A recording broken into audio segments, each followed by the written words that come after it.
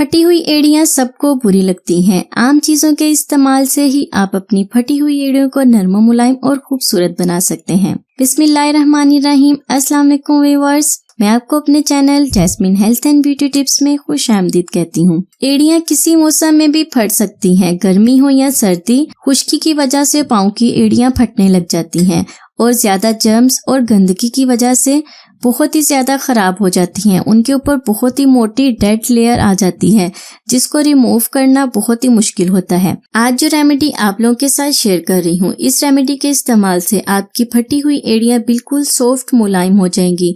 नरम मुलायम बच्चों की तरह प्यारी प्यारी हो जाएंगी। तो चलते हैं इसके इंग्रेडिएंट्स की तरफ। मैं आपको बताती हूँ इसे बनाना कैसे है। अगर चैनल पर नए हैं, पहली बार देख रहे हैं तो सब्सक्राइब कर दें। सब्सक्राइब करने के बाद बेल आइकन के बटन को जरूर दबा दें। तो इस रेमेडी के लिए हमें सबसे पहले चाहिए वैसलीन। वैसलीन हमें चाहिए 1 चम्मच। वैसलीन में इसमें डाल रही हूँ 1 चम्मच। फटी हुई एड़ियों को नरम, मुलायम, खूबसूरत बनाने के लिए बहुत ही जबरदस्त अच्छी चीज है ये। इससे आपकी फटी हुई एड़ियां सॉफ्ट होंगी, नरम, मुलायम होंगी। 1 चम्मच वैसलीन मैंने इसमें डाली है। सेकंड पे हमें चाहिए ग्लिसरीन। ग्लिसरीन हमें चाहिए आधा चम्मच। यह आपकी फटी हुई एड़ियों को मॉइस्चराइज करेगी, आपकी एड़ियों को सॉफ्ट बनाएगी। आम सी चीजों के इस्तेमाल से ही आप अपनी फटी हुई एड़ियों को सॉफ्ट बना सकते हैं। कुछ लोग क्या करते हैं, मार्केट की बनी हुई क्रीम्स यूज करते हैं और एड़ियों को सॉफ्ट बनाने की कोशिश करते हैं। थोड़ी देर के लिए तो एड़ियां ठीक हो जाती हैं, लेकिन बाद में और भी ज्यादा खराब और फट जाती हैं। स्किन भी ठीक नहीं रहती। आज जो रेमेडी आप लोगों के साथ शेयर कर रही हूँ, इस रेमेडी से आपकी एड़ियां बिल्कुल सॉफ्ट, पिंक हो जाएंगी। इसके बाद मैं इसमें डाल रही हूँ सरसों का तेल 1/2 चम्मच। ये भी आपकी फटी हुई एड़ियों को मॉइस्चराइज करेगा।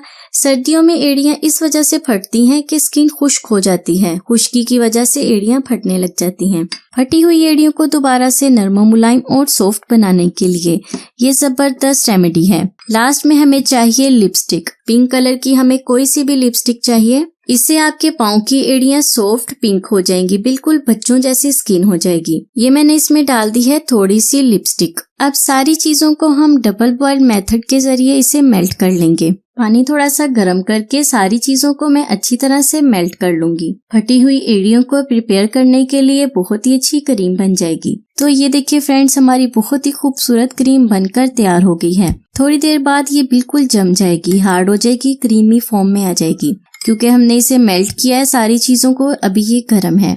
इसके बाद ठंडी हो जाए तो आप इसे एक जार में डाल के रख लें। रोजाना रात को अपनी फटी हुई एड़ियों पर लगाएं। इसके बाद सुबह को उठकर नीम गर्म पानी में थोड़ा सा नमक डाल के अपने पाँव को आधे घंटे के लिए डुबो कर रखें और उसके बाद अपने पाँव को अच्छी तरह से साफ कर लें।